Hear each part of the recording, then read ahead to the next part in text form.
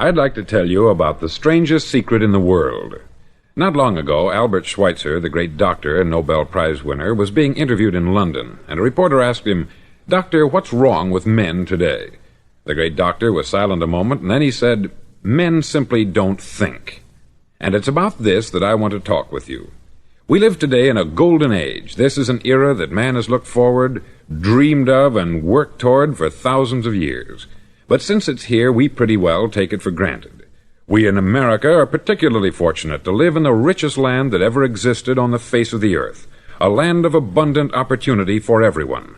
But do you know what happens? Let's take 100 men who start even at the age of 25. Do you have any idea what will happen to those men by the time they're 65? These 100 men who all start even at the age of 25 believe they're going to be successful. If you asked any one of these men if he wanted to be a success, he'd tell you that he did. And you'd notice that he was eager toward life, that there was a certain sparkle to his eye, an erectness to his carriage, and life seemed like a pretty interesting adventure to him. But by the time they're 65, 1 will be rich, 4 will be financially independent, 5 will still be working, 54 will be broke. Now think a moment. Out of the 100, only 5 make the grade. Why do so many fail? What has happened to the sparkle that was there when they were 25? What's become of the dreams, the hopes, the plans? And why is there such a large disparity between what these men intended to do and what they actually accomplished? When we say about 5% achieve success, we have to define success. And here's the definition. Success is the progressive realization of a worthy ideal. If a man is working toward a predetermined goal and knows where he's going, that man is a success. If he's not doing that, he's a failure. Success is the progressive realization of a worthy ideal. Rollo May, the distinguished psychiatrist, wrote a wonderful book called Man's Search for Himself. And in this book he says, "The opposite of courage in our society is not cowardice, it is conformity." And there you have the trouble today. It's conformity. People acting like everyone else, without knowing why, without knowing where they're going. Now think of it. In America right now, there are over 14 million people 65 years of age and over, and about 13 million of these 14 million are broke. They're dependent on someone else for life's necessities. Now, we learn to read by the time we're 7. We learn to make a living by the time we're 25. Usually, by that time, we're not only making a living, we're supporting a family. And yet, by the time we're 65, we haven't learned how to become financially independent in the richest land that has ever been known. Why? We conform. And the trouble is that we're acting like the wrong percentage group, the 95% who don't succeed. Now, why do these people conform? Well, they don't know, really. These people believe that their lives are shaped by circumstances, by things that happen to them, by exterior forces. They're outer-directed people. A survey was made one time that covered a lot of men, working men, and these men were asked this question: why do you work? Why do you get up in the morning? 19 out of 20 had no idea. If you ask them, they'll say, everyone goes to work in the morning.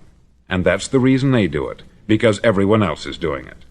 Now let's get back to our definition of success. Who succeeds? The only man who succeeds is the man who is progressively realizing a worthy ideal. He's the man who says, I'm going to become this, and then begins to work toward that goal. I'll tell you who the successful people are. A success is the school teacher who's teaching school because that's what she wanted to do. The success is the woman who's a wife and mother because she wanted to become a wife and mother and is doing a good job of it. The success is the man who runs the corner gas station because that's what he wanted to do. The success is the successful salesman who wants to become a top-notch salesman and grow and build with his organization. A success is anyone who is doing deliberately a predetermined job because that's what he decided to do deliberately. But only 1 out of 20 does that. That's why today there isn't really any competition, unless we make it for ourselves. Instead of competing, all we have to do is create. Now, for 20 years, I looked for the key which would determine what would happen to a human being. Was there a key I wanted to know which would make the future a promise that we could foretell to a large extent? Was there a key that would guarantee a person's becoming successful if he only knew about it and knew how to use it? Well, there is such a key, and I've found it. Have you ever wondered why so many men work so hard and honestly without ever achieving anything in particular, and others don't seem to work hard and yet seem to get everything? They have the magic touch. You've heard them say that about someone. Everything he touches turns to gold. And have you ever noticed that a man who becomes successful tends to continue to become successful, and on the other hand, have you noticed how a man who is a failure tends to continue to fail? It's because of goals. Some of us have them, some don't. People with goals succeed because they know where they're going. Now think of a ship leaving a harbor, and think of it with the complete voyage mapped out and planned. The captain and crew know exactly where it's going and how long it will take. It has a definite goal. 9,999 times out of 10,000 it will get to where it started out to get. Now let's take another ship, just like the first, only let's not put a crew on it, or a captain at the helm. Let's give it no aiming point, no goal, no destination. We just start the engines and let it go. I think you'll agree with me that if it gets out of the harbor at all, it will either sink or wind up on some deserted beach a derelict. It can't go any place because it has no destination and no guidance. It's the same with a human being. Take the salesman, for example. There is no other person in the world today with the future of a good salesman. Selling is the world's highest paid profession, if we're good at it and if we know where we're going. Every company needs top-notch salesmen, and they reward those men. The sky is the limit for them. But how many can you find? Someone once said, the human race is fixed, not to prevent the strong from winning, but to prevent the weak from losing. The American economy today can be likened to a convoy in time of war. The entire economy is slowed down to protect its weakest link, just as the convoy had to go at the speed that would permit its slowest vessel to remain in formation. That's why it's so easy to make a living today. It takes no particular brains or talent to make a living and support a family today. So we have a plateau of so-called security, if that's what a person's looking for. But we do have to decide how high above this plateau we want to aim for. Now let's get back to the strangest secret in the world, the story that I wanted to tell you today. Why do men with goals succeed in life, and men without them fail? Well, let me tell you something which, if you really understand it, will alter your life immediately. If you understand completely what I'm going to tell you from this moment on, your life will never be the same again. You'll suddenly find that good luck just seems to be attracted to you. The things you want just seem to fall in line. And from now on, you won't have the problems, the worries, the gnawing lump of anxiety that perhaps you've experienced before. Doubt, fear, well, they'll be things of the past. Here's the key to success, and the key to failure. We become what we think about. Now let me say that again. We become what we think about. Throughout all history, the great wise men and teachers, philosophers and prophets have disagreed with one another on many different things. It is only on this one point that they are in complete and unanimous agreement. Listen to what Marcus Aurelius, the great Roman emperor, said. He said, "A man's life is what his thoughts make of it." Disraeli said this, "Everything comes if a man will only wait. I have brought myself by long meditation to the conviction that a human being with a settled purpose must accomplish it, and that nothing can resist a will that will stake even existence for its fulfillment." Ralph Waldo Emerson said this, "A man is what he thinks about all day long." William James said, "The greatest discovery of my generation is that human beings can alter their lives by altering their attitudes of mind." And he also said, "We need only in cold blood act as if the thing in question were real, and it will become infallibly real by growing into such a connection with our life that it will become real. It will become so knit with habit and emotion that our interest in it will be those which characterize belief." He also said this, "If you only care enough for a result, you will almost certainly attain it. If you wish to be rich, you will be rich. If you wish to be learned, you will be learned. If you wish to be good, you will be good. Only you must then really wish these things, and wish them exclusively, and not wish at the same time 100 other incompatible things just as strongly." In the Bible you read, in Mark 9:23, "If thou canst believe, all things are possible to him that believeth." Dr. Norman Vincent Peale said this, "This is one of the greatest laws in the universe. Fervently do I wish I had discovered it as a very young man. It dawned upon me much later in life, and I've found it to be one of the greatest, if not my greatest discovery, outside of my relationship to God. And the great law, briefly and simply stated, is that if you think in negative terms, you'll get negative results. If you think in positive terms, you will achieve positive results. That is the simple fact which is at the basis of an astonishing law of prosperity and success. In 3 words, believe and succeed. William Shakespeare put it this way: "Our doubts are traitors, and make us lose the good we oft might win, by fearing to attempt."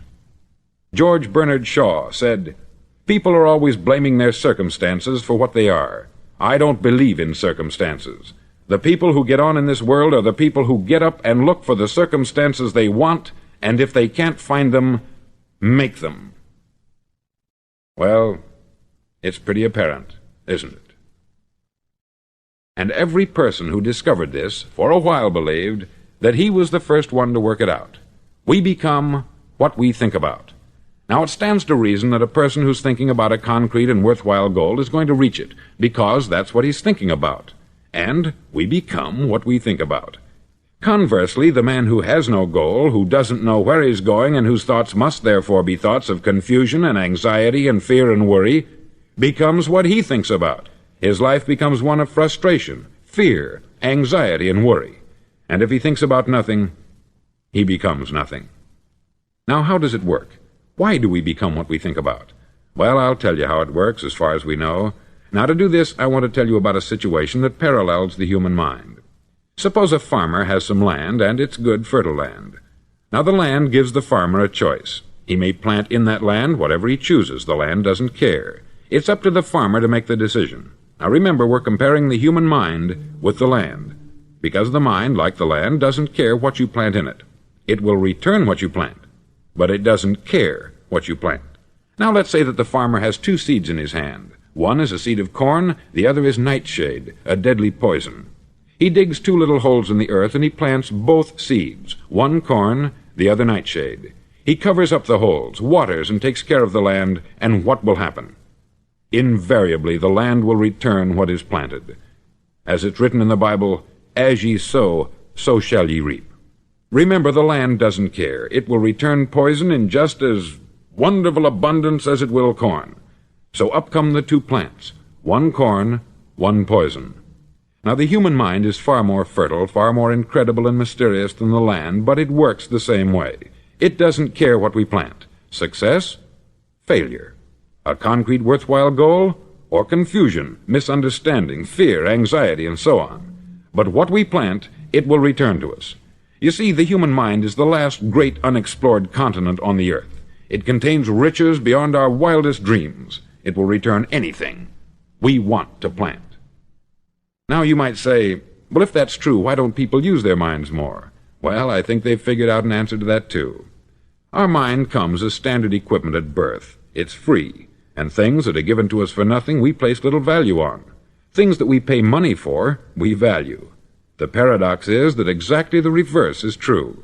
Everything that's really worthwhile in life came to us free. Our mind, our soul, our body, our hopes, our dreams, our ambitions, our intelligence, our love of family and children and friends.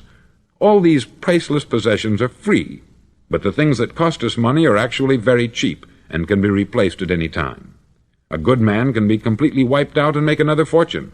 He can do that several times. Even if our home burns down, we can rebuild it, but the things we got for nothing, we can never replace. The human mind isn't used merely because we take it for granted. Familiarity breeds contempt. It can do any kind of job we assign to it, but generally speaking, we use it for little jobs instead of big important ones. Universities have proved that most of us are operating on about 10% of our abilities. Decide now, what is it you want? Plant your goal in your mind. It's the most important decision you'll ever make in your entire life. Do you want to be an outstanding salesman, a better worker at your particular job? Do you want to go places in your company, in your community? All you've got to do is plant that seed in your mind. Care for it. Work steadily toward your goal, and it will become a reality. It not only will, there's no way that it cannot. You see, that is a law, like the laws of Sir Isaac Newton, the laws of gravity. If you get on top of a building and jump off, you'll always go down. You'll never go up. And it's the same with all the other laws of nature. They always work. They're inflexible. Think about your goal in a relaxed, positive way. Picture yourself in your mind's eye as having already achieved this goal. See yourself doing the things you will be doing when you've reached your goal. Ours has been called the phenobarbital age, the age of ulcers and nervous breakdowns. At a time when medical research has raised us to a new plateau of good health and longevity, far too many of us worry ourselves into an early grave trying to cope with things in our own little personal ways, without learning a few great laws that will take care of everything for us. These things we bring on ourselves through our habitual way of thinking. Every one of us is the sum total of his own thoughts. He is where he is because that is exactly where he really wants to be, whether he'll admit that or not. Each of us must live off the fruit of his thoughts in the future, because what you think today and tomorrow, next month and next year, will mold your life and determine your future. You're guided by your mind. I remember one time I was driving through Arizona and I saw one of those giant earth-moving machines roaring along the road at about 35 miles an hour with what looked like 20 tons of dirt in it, a tremendous, incredible machine, and there was a little man perched way up on top with the wheel in his hands guiding it. And as I drove along, I was struck by the similarity of that machine to the human mind. Just suppose you're sitting at the controls of such a vast source of energy. Are you going to sit back and fold your arms and let it run itself into a ditch? Or are you going to keep both hands firmly on the wheel and control and direct this power to a specific, worthwhile purpose? It's up to you. You're in the driver's seat. You see, the very law that gives us success is a two-edged sword. We must control our thinking. The same rule that can lead a man to a life of success, wealth, happiness, and all the things he's ever dreamed of for himself and his family, that very same law can lead him into the gutter. It's all in how he uses it, for good or for bad. This is the strangest secret in the world. Now, why do I say it's strange, and why do I call it a secret? Actually, it isn't a secret at all. It was first promulgated by some of the earliest wise men, and it appears again and again throughout the Bible. But very few people have learned it, understand it. That's why it's strange, and why, for some equally strange reason, it virtually remains a secret.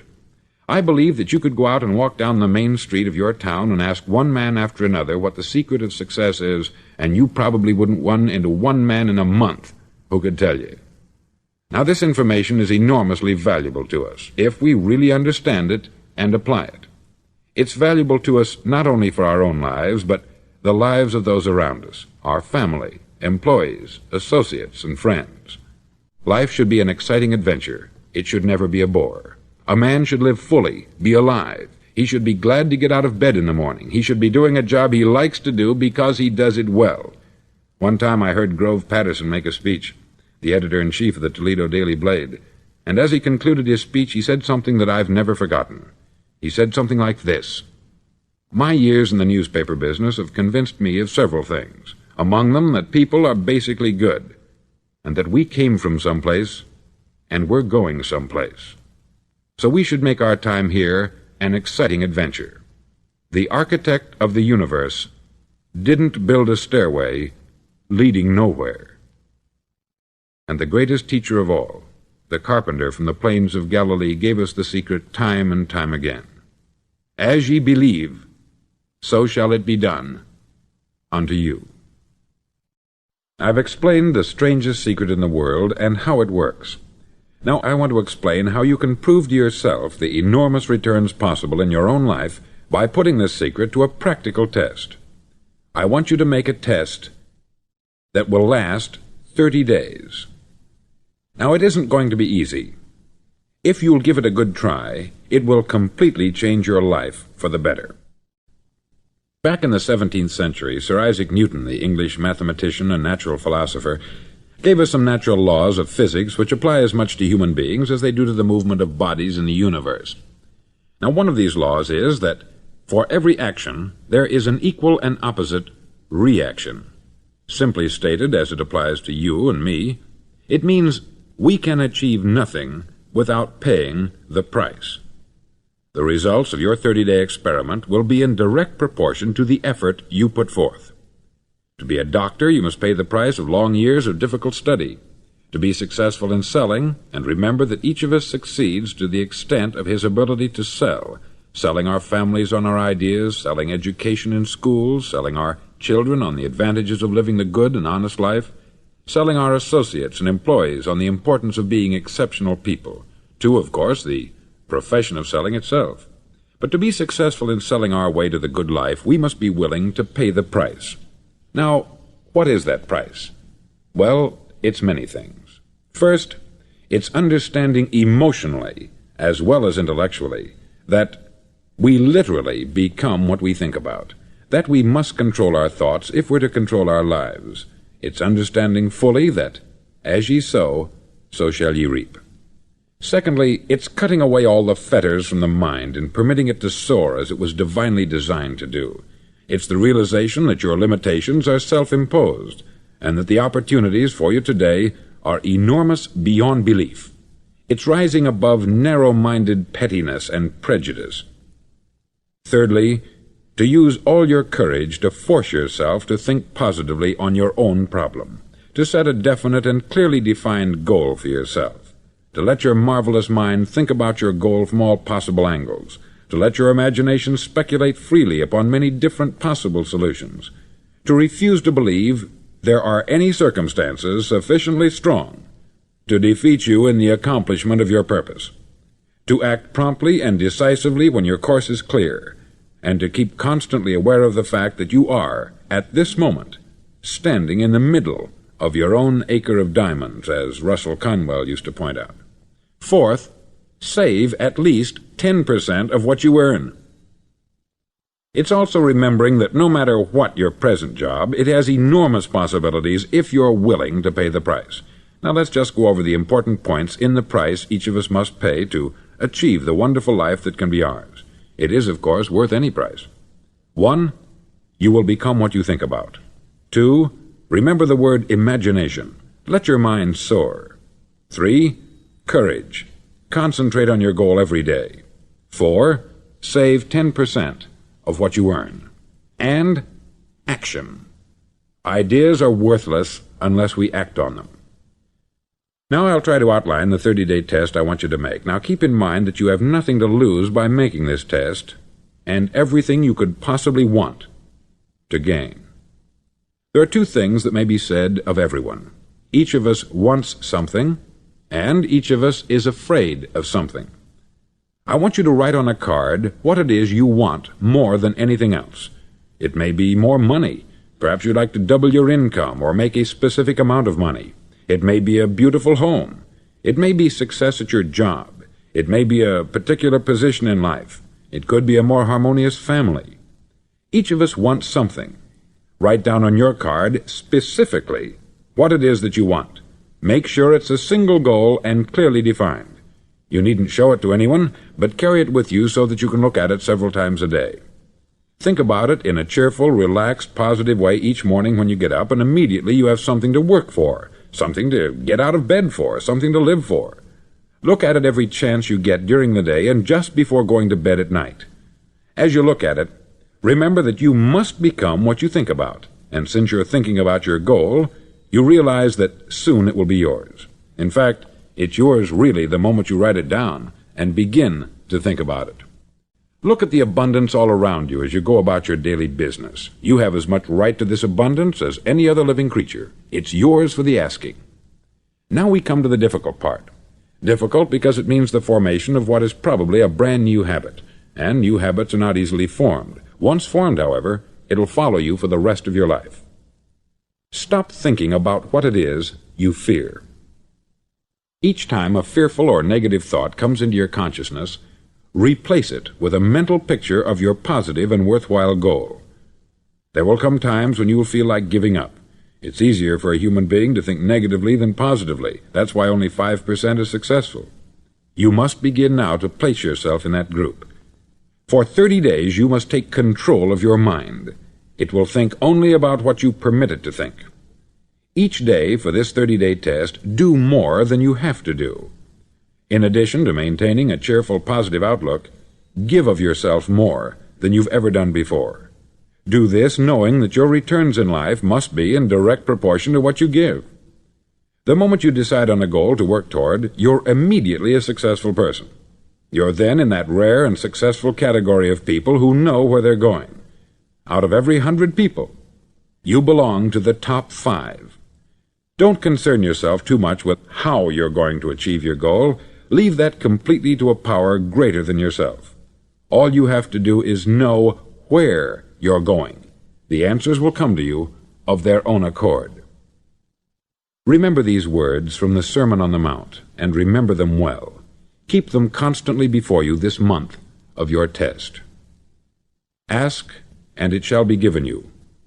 Seek, and ye shall find. Knock, and it shall be opened unto you. For every one that asketh receiveth, and he that seeketh findeth, and to him that knocketh it shall be opened. It's as marvelous and as simple as that. In fact, it's so simple that in our seemingly complicated world it's difficult for an adult to understand that all he needs is a purpose and faith. For 30 days, do your best. If you're a salesman, go at it as you've never done before, not in hectic fashion, but with the calm, cheerful assurance that time well spent will give you the abundance in return you deserve and want. No matter what your job, do it as you've never done it before for 30 days. And if you've kept your goal before you every day, you'll wonder and marvel at this new life you've found. Dorothea Brand, outstanding editor and writer, discovered it for herself and tells about it in her fine book, Wake Up and Live. Her entire philosophy is reduced to the words, act as though it were impossible to fail. She made her own test with sincerity and faith, and her entire life was changed to one of overwhelming success. Now you make your test for 30 full days. Don't start your test until you've made up your mind to stick with it. You see, by being persistent, you're demonstrating faith. Persistence is simply another word for faith. If you didn't have faith, you would never persist. If you should fail during your first 30 days, by that I mean suddenly find yourself overwhelmed by negative thoughts, you've got to start over again from that point and go 30 more days. Gradually your new habit will form until you find yourself one of that wonderful minority to whom virtually nothing is impossible. Don't forget the card. It's vitally important as you begin this new way of living. On one side of the card, write your goal, whatever it may be. On the other side, write the words we've quoted from the Sermon on the Mount. Ask, and it shall be given you. Seek, and ye shall find. Knock, and it shall be opened unto you. Nothing great was ever accomplished without inspiration. See that during these crucial first 30 days, your own inspiration is kept at a peak. Above all, don't worry. Worry brings fear, and fear is crippling.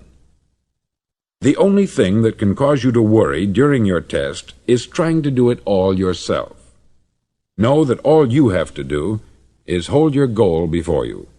Everything else will take care of itself.